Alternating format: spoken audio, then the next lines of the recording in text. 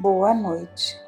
Que Jesus nos ampare a todos, agradecendo por mais esta bendita oportunidade da luz que nos chega, que possa clarear os nossos passos, pedindo ao Pai pelos que sofrem, dores no corpo ou na alma.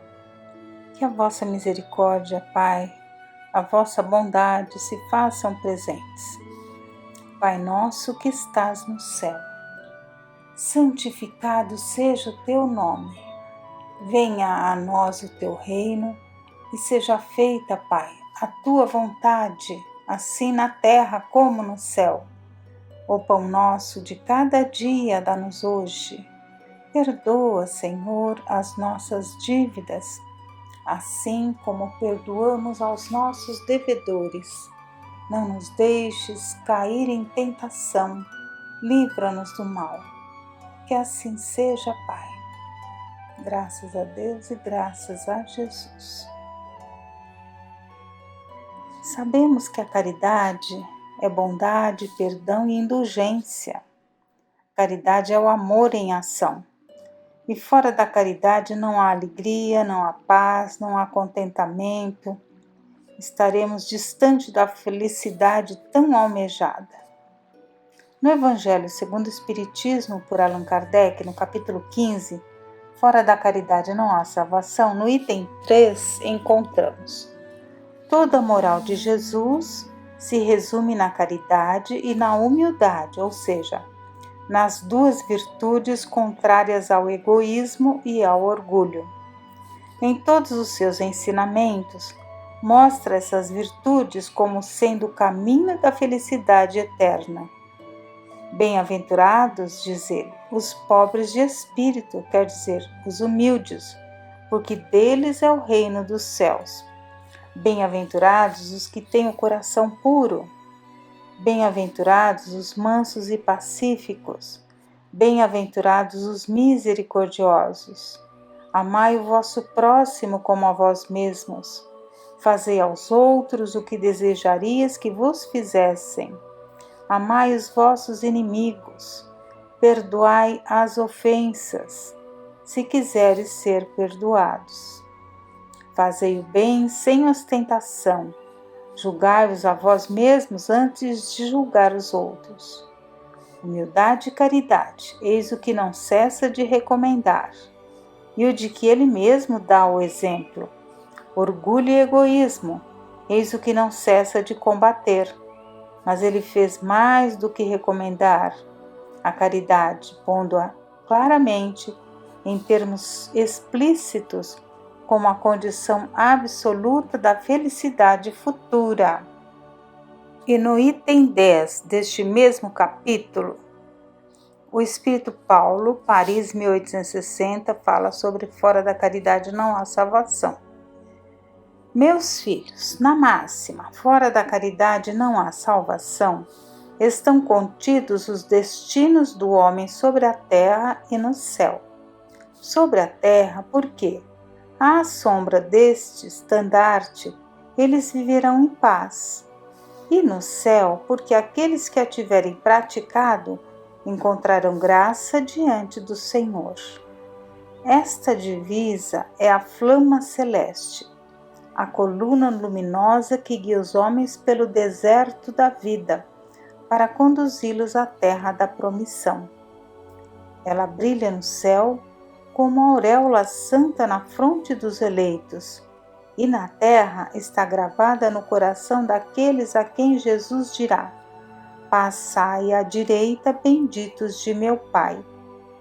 Podeis reconhecê-los pelo perfume de caridade que espargem ao seu redor. Nada exprime melhor o pensamento de Jesus. Nada melhor resume os deveres do homem do que esta máxima de ordem divina. O Espiritismo não podia provar melhor a sua origem do que oferecendo-a por regra, porque ela é o reflexo do mais puro cristianismo. Com essa orientação, o homem jamais se transviará. Aplicai-vos, portanto, meus amigos, a compreender-lhe o sentido profundo e as consequências de sua aplicação, e a procurar por vós mesmos todas as maneiras de aplicá-la. Submetei todas as vossas ações ao controle da caridade, e a vossa consciência vos responderá. Não somente ela evitará que façais o mal, mas ainda vos levará a fazer o bem. Porque, para fazer-se o bem, é necessário sempre a ação da vontade.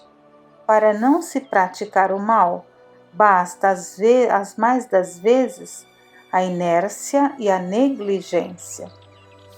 Meus amigos, agradecei a Deus que vos permitiu gozar a luz do Espiritismo, não porque somente os que a possuem possam salvar-se, mas porque, ajudando-vos a melhor compreender os ensinamentos do Cristo, ela vos torna melhores cristãos. Fazei, pois, que ao vos vendo se possa dizer que o verdadeiro espírita e o verdadeiro cristão são uma e a mesma coisa, porque todos os que praticam a caridade são discípulos de Jesus, qualquer que seja o culto a que pertença. E Bezerra de Menezes fala sobre a caridade em marcha. Está no livro Ceareiros de Volta, psicografia de Valdo Vieira. Não sigais descuidosamente, compassai movimentos ao ritmo da ternura, no trato de todos os prisioneiros da provação, que nem mesmo se percebem no sofrimento maior. Crianças que durante o dia engolem a poeira alegremente e à noite entrebatem os próprios dentes sob o vento gelado a tremer sem sentir. Escolares sem escola, alentando os vermes que lhes comem vorazes as entranhas anêmicas. Mocinhas que fogem de pensar nos problemas que lhes retalham a vida, cantarolando a modinha antigramatical. Rapazes analfabetos que conhecem a moradia pela forma dos edifícios e as cédulas pela cor. Operários tuberculosos que vomitam sangue no intervalo dos seus próprios serviços. Colonos que enganam o estômago famulento com porções de água salobra, em choças sem espaço, sem ar e sem luz. Lidadores que aceitam as doenças mais graves por férias forçadas para quebrar a monotonia. Irmãos nossos que a obsessão escraviza à garrafa. Homens precocemente envelhecidos que conversam sobre os mesmos assuntos de há 10 anos.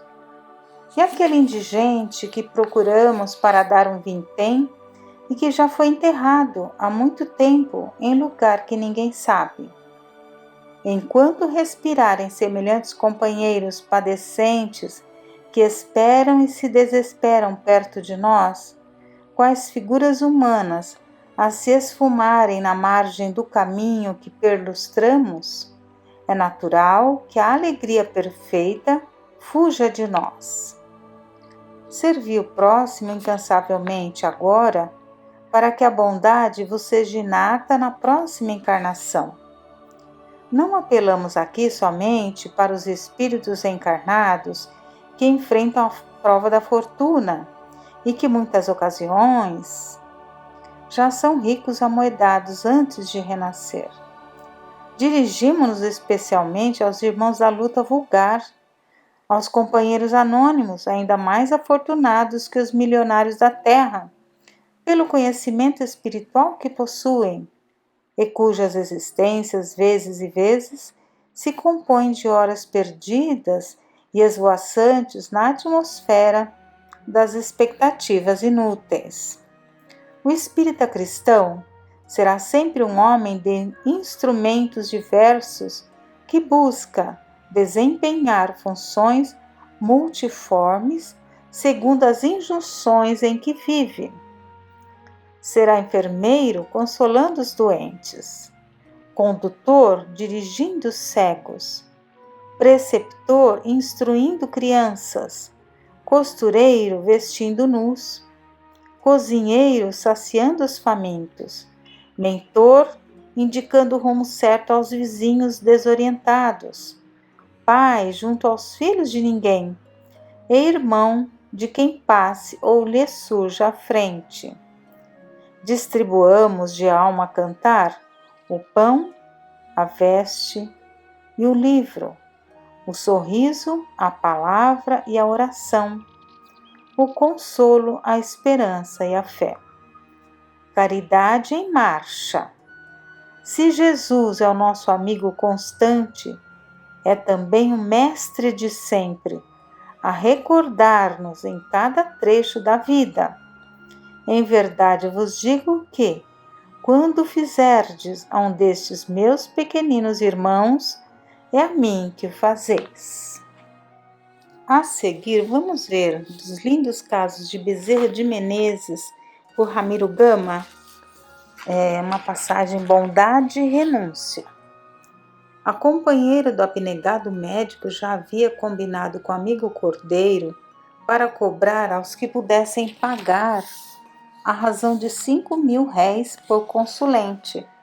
Isso porque Bezerra de Menezes sempre vivia ali doando o que tinha nos bolsos, né? Então, a esposa pediu para que reservasse ali, né, o que fosse arrecadado pelas consultas. Continuando, o dinheiro não passaria pelas mãos de Bezerra e deveria ser encaminhado a Dona Cândida. Bezerra sabia disso e concordou, desde que recebesse apenas dos que estivessem em condições de pagar. Certa vez, penetra no seu consultório da farmácia Cordeiro uma pobre mulher com uma criança no colo. Sentou-se e apresentou-lhe o filhinho para exame. O aspecto da pobre mulher, como o da criança, traduzia miséria e fome. Bezerra atendeu a criança, sentiu-lhe o físico em mísero estado e receitou, aconselhando a mãe sofredora: minha filha, dê ao seu filho estes remédios de hora em hora. São remédios homeopáticos e, se desejar, pode comprá-los aqui mesmo. Comprá-los, doutor? Com o quê? Se não tenho comigo nenhum níquel. Se eu e meu filho estamos até agora em jejum. O bondoso médico olhou para a mãe sofredora. Seus olhos mansos e verdes, refletindo compaixão, encheram-se de pranto. Ambos choravam. O ambiente deveria ser tocante, vestido de luz e amor. Abraçando-a, disse-lhe Bezerra: não se apoquente, minha filha, vou ajudá-la. Confiemos no amor da Virgem, que vela por todos nós. Procurou nos bolsos das calças e do paletó algum dinheiro e nada encontrou.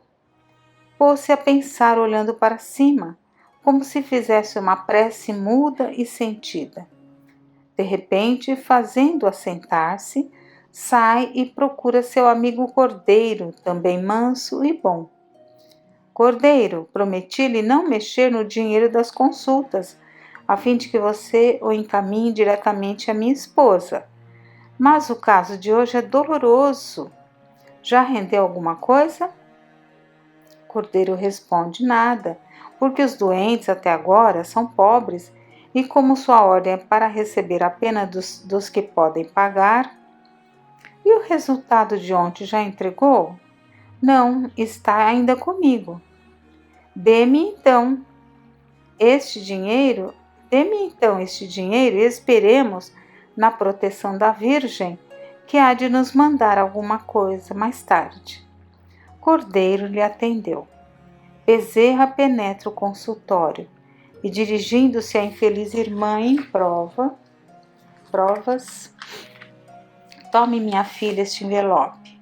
Com o dinheiro que está aí, compre remédios, também leite e alimentos para seu filho.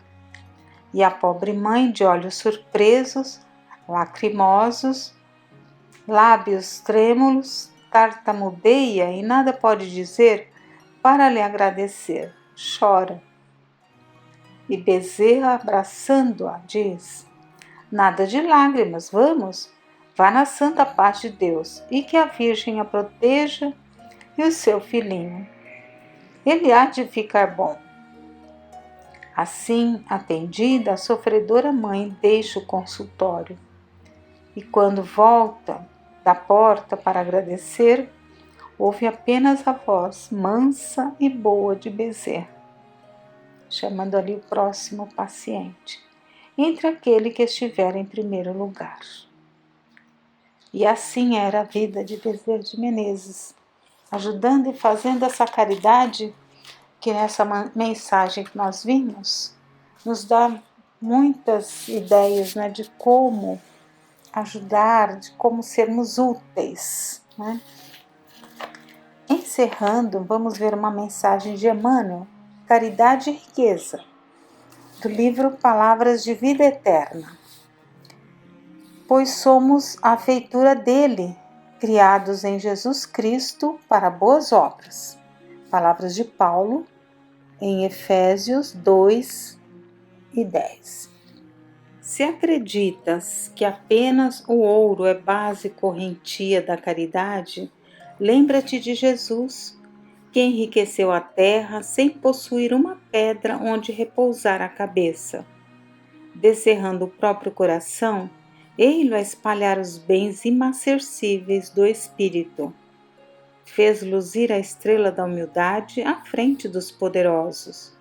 Acentuou a alegria nas bodas singelas de Caná. Ensinou aos discípulos a verdade sem afetação.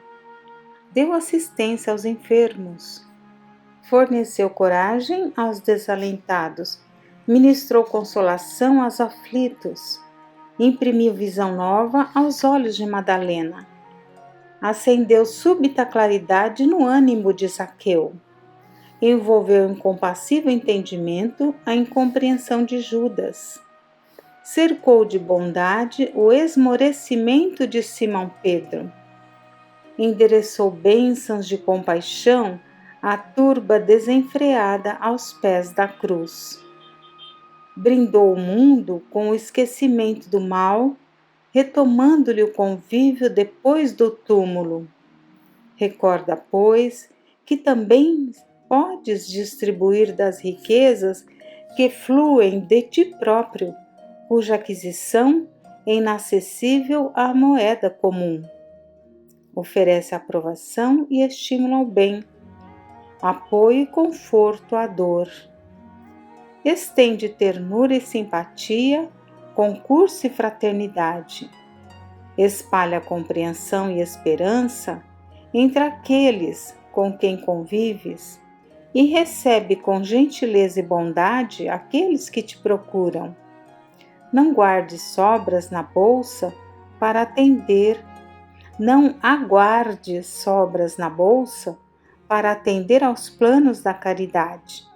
Lembra-te de que o amor é inesgotável na fonte do coração e de que Jesus, ainda hoje, com Deus e com o amor, vem multiplicando dia a dia os eternos tesouros da humanidade. Pensemos um pouco e nos perguntemos: será que estamos aproveitando todas as oportunidades para praticarmos a caridade? Tanto a caridade material como a caridade moral? A caridade pode ser praticada em pensamentos, palavras, atitudes. Que sejamos mais amorosos, mais pacientes, mais abnegados, devotados ao bem. Pensemos no bem, desejemos o bem e façamos o bem. Sejamos mais fraternos e não percamos a oportunidade que Deus nos concede. Que Deus nos abençoe.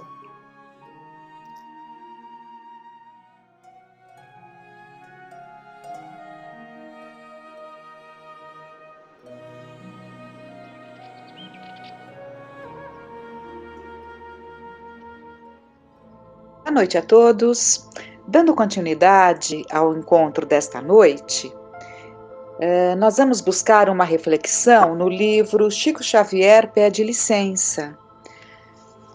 Vamos comentar algo sobre este livro. Emmanuel diz que este livro nasceu das perguntas nascidas até dos pensamentos dos encarnados que participavam ali na reunião em que o Chico recebia aquelas tantas pessoas que iam em busca ali de uma mensagem, de um afeto querido que tinha se mudado para o plano espiritual, enquanto aconteciam aquelas cartas e mais cartas escritas pelo Chico, numa sala ao lado, muitas vezes se reuniam ali aqueles estudiosos, companheiros do Chico, para debater sobre determinados temas que eram colhidos ali das necessidades dos presentes, dos pensamentos mesmo daqueles que vinham com dúvidas, com questionamentos.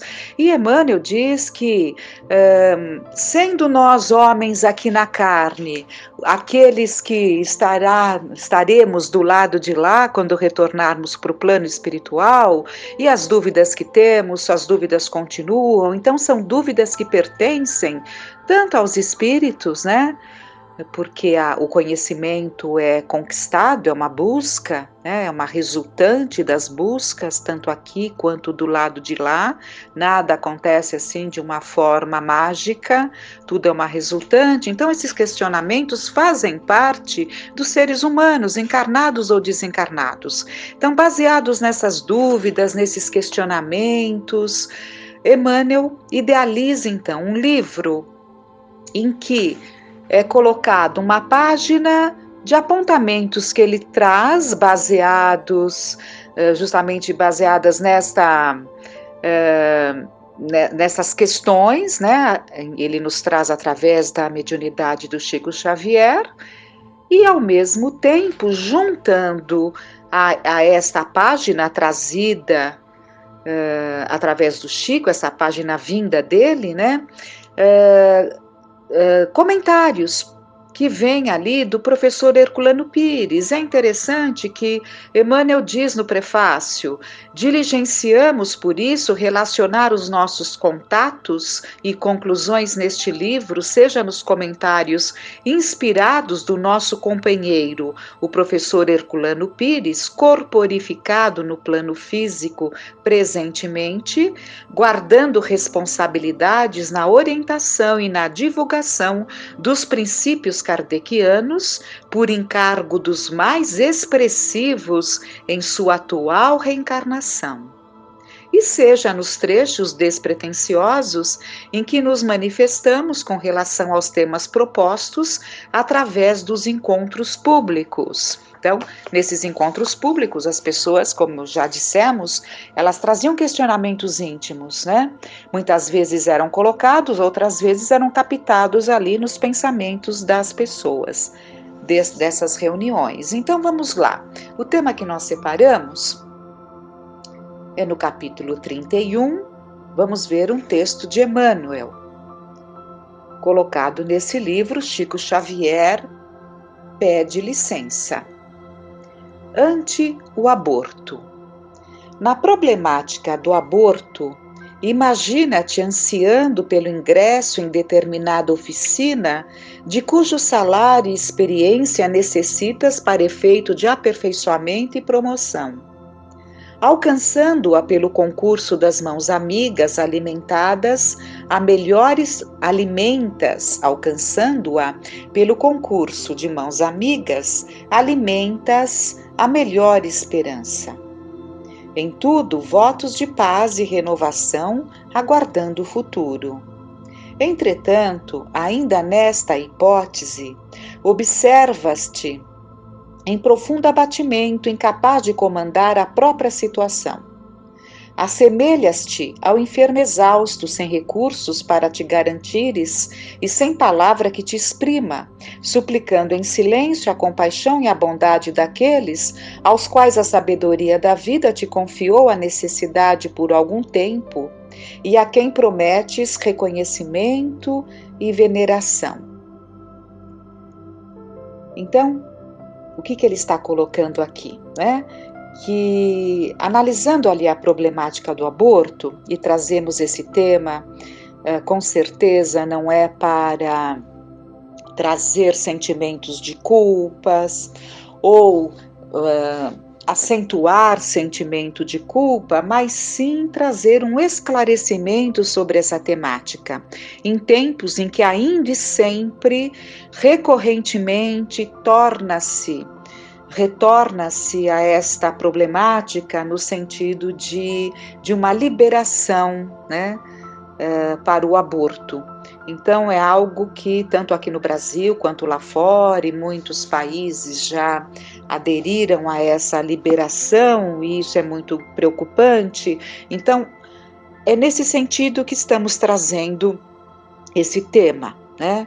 Então o que ele diz? Aquele que vai voltar, ele tem um tempo em que ele depende da bondade daqueles que vai recolhê-lo, que vai acolhê-lo, que vai permitir que ele retorne, porque ele não tem o que fazer. É como ele fala aqui, sem recursos para te garantires e sem palavras que te exprima, suplicando em silêncio a compaixão e a bondade daqueles aos quais a sabedoria da vida te confiou a necessidade por algum tempo e a quem prometes reconhecimento e veneração. Continuando o texto. Mentalizado semelhante painel, reflete no desapontamento e na dor que te tomariam de assalto se te visses inesperadamente debaixo de fria e descaridosa expulsão a pancadas de instrumentos cortantes ou a jatos de venenosos agentes químicos. Nessas circunstâncias, que sentimentos te caracterizariam a reação? Nessa imagem simples, colocamos do lado espiritual da vida a posição da criatura rejeitada a golpes e injúrias na passagem para o renascimento no plano físico. Por mais pretenda basear-se em leis humanas de impunidade, o aborto sem apoio no impositivo de salvação da vida materna será sempre um erro deplorável a seguir-se de consequências inquietantes e imprevisíveis. Onde estiveres, na execução dos encargos que o mundo te deu, organiza os temas de sexo que te digam respeito, conscientizando as próprias responsabilidades no relacionamento com o próximo, segundo os princípios de compromisso, equilíbrio, controle e educação, nos vários graus de burilamento em que se nos orienta a vida afetiva, até que possamos penetrar com segurança nos domínios da sublimação. E conservemos a certeza de que também no sexo funciona a lei de causa e efeito, pela qual sempre recolhemos de volta aquilo que dermos ou impusermos aos outros. Ainda assim, se um ser humano se te incorpora à existência humana, não o condenes à morte. Compadece-te do companheiro que se encontra contigo, ou que se te vincula ao coração, por enquanto sem voz para defender-se.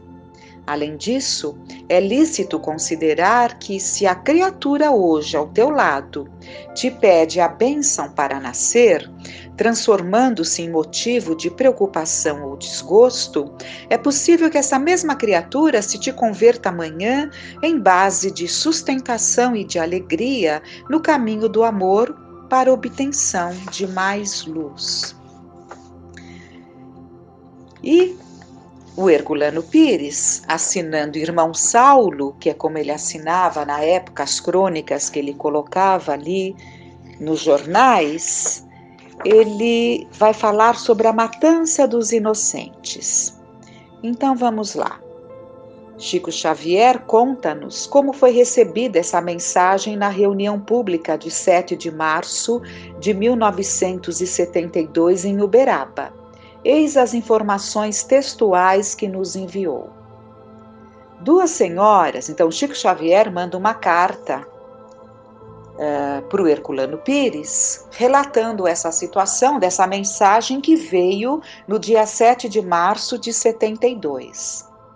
duas senhoras se manifestaram desejosas de conhecer que opinião seria a dos amigos espirituais de sempre acerca do aborto. E falaram com bastante conhecimento de causa sobre o que vai ocorrendo em outros países que se regem por leis diferentes das nossas. Outros temas sobre maternidade, filhos, familiares e vida doméstica afastaram o assunto inicial.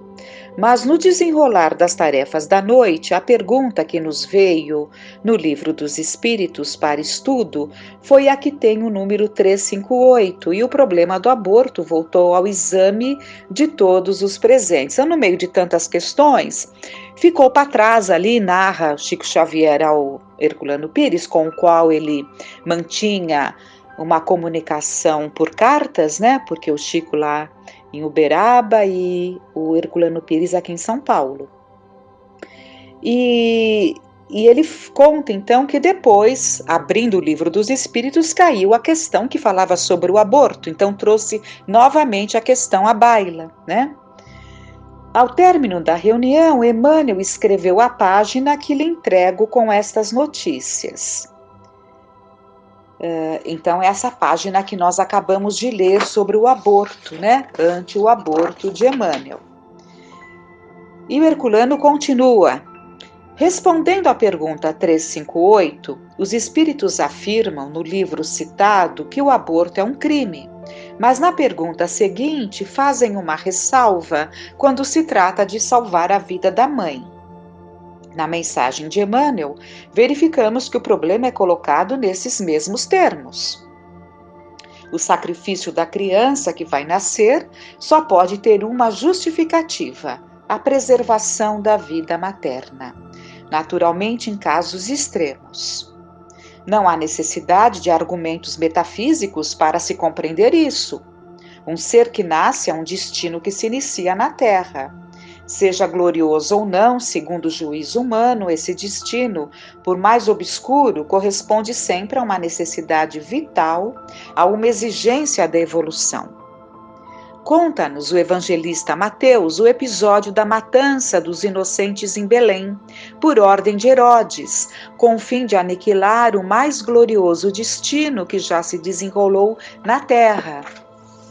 Porque nós sabemos, né, que o Herodes ele se faz muito feliz ali junto dos magos que se aproximaram dele, perguntando ali onde estaria Jesus, teria nascido o Salvador, né? E ele se faz muito feliz, interessado, mas o que ele queria realmente era saber o destino de onde teria nascido Jesus para ordenar a matança, né?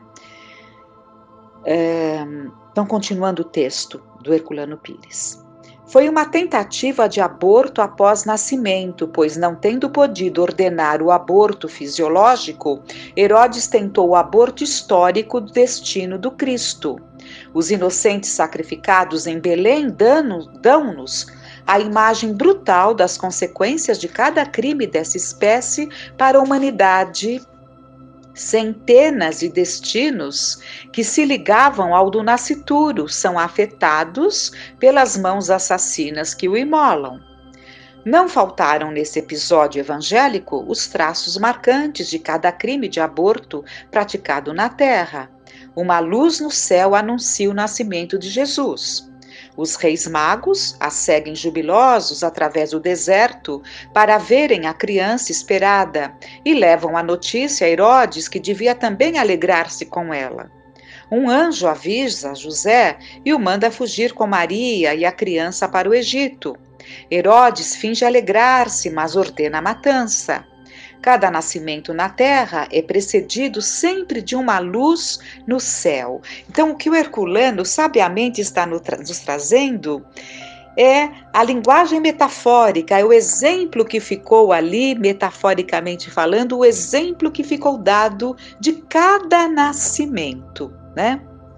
Então, cada nascimento na terra é precedido sempre de uma luz no céu, que é o desígnio espiritual determinando a ocorrência. do júbilo dos que o aguardam, mesmo à distância, no deserto das provas e expiações do destino, da notícia levada aos que devem alegrar-se com ela e da presença do anjo que vela pelo inocente. Mas quando o crime do aborto é tentado ou se consuma, seus antecedentes são sempre os do fingimento e da astúcia, originados pelo egoísmo e o comodismo de Herodes. O anjo nunca deixa de avisar os pais, tocando-lhes a consciência e o coração, ordenando-lhes a fuga em defesa da criança, para longe das mãos assassinas que se aprestam para sacrificá-la. Alguns estudiosos do Evangelho desprezam essa alegoria de Mateus, mas o ensino espiritual que ela encerra bastaria para mostrar às consciências cristãs e espirituais do mundo, independente da veracidade histórica do episódio, que as advertências divinas nunca faltam na terra aos que se deixam fascinar pelo canto da sereia das conveniências materiais. Então, que comentário maravilhoso sobre aquela situação da matança dos inocentes ordenada por Herodes, mostrando ali de uma forma simbólica, mas fazendo uma ligação com a realidade de que cada criança é uma luz que chega. É um espírito que vem. Seja em que condições ele chegue, é sempre um espírito criado por Deus, saído das mãos do Criador, né? E que, como todos nós, tem Jesus como mestre, o mestre que veio justamente ensiná-lo a retornar ao Pai, né? Então, se todos somos filhos do mesmo Pai, se todos temos Jesus, nosso mestre, que veio não redimir nossos pecados, mas nos ensinar como alcançar a redenção dos nossos erros, todos temos o direito à volta quando assim Deus determina, né? Então, que fique para nós esse ensinamento profundo em tempos que vem se acentuando desde as últimas décadas do século passado e agora cada vez de uma forma mais incisiva, essa tentativa de liberar-se o aborto em nome das liberdades, em nome de que cada mulher é dona de si mesma, é dona do seu corpo, é dona das escolhas, mas em nome de uma liberdade nós não podemos incentivar ou liberar um crime, né? De modo algum é fazer com que alguém se sinta culpado, porque mesmo aquele que assim procedeu quantas vezes, ou na maioria das vezes, por ignorância, por desconhecimento, né, de que aquele espírito, não importa em que mês gestacional se encontre, é um espírito que aguardava aquela volta, porque lhe foi permitida aquela volta. É como o seu Zezinho, fundador da casa, José Sintra Filho, falava, é como um pai combina ali uma viagem com os filhos, e na hora que vão entrar no avião, entra um, entra dois, e o terceiro não pode entrar, ou coisa assim, né? E então é muito frustrante para o espírito que conta com esse silêncio que ainda ele tem nessa fase, em que ele não pode se colocar, né? Mas que pode ser vítima dessas situações. Então, o propósito é que a gente entenda, independente do que já tenhamos feito, independente até das vontades que tenhamos tido, né? Porque muitas vezes temos até aquela vontade diante de uma situação que nos assusta, que nos preocupa e que não sabemos como resolver aquela situação, né? Então muitos têm essa vontade, esse pensamento, uns cedem à vontade, outros não, mas que fique para nós esse aprendizado, né? Que é um espírito que Deus determinou que voltasse. E assim tem que ser. E que não há liberdade que nos dê essa condição, né, em nome da liberdade, de agirmos desta forma. Que o amor possa falar sempre mais alto, né? e que, lembrando, inclusive, que as crianças podem chegar às mãos de outras mães que acolherão com todo amor aquela criança que terá a oportunidade do retorno, quantas vezes vindo por outros caminhos, né? Então, que todos esses ensinamentos nos levem a refletir. Essa doutrina abençoada que revive os ensinamentos do Cristo nos levam a pensar sobre o que é correto, o que não é, o que convém, o que não convém, e mesmo dentro do nosso livre-arbítrio, exercitando o nosso livre-arbítrio, que sabemos verdadeiramente aquilo que não nos convém. Então, com muita gratidão no coração, que esses momentos possam se fazer muito importantes para nós, pedindo a Deus que fiquemos em paz, que tenhamos muita gratidão por tudo que nos chega, por tudo que nos é alertado e por tanta ajuda que recebemos. Que todos juntos agradeçamos a Deus. Tenhamos uma noite de paz.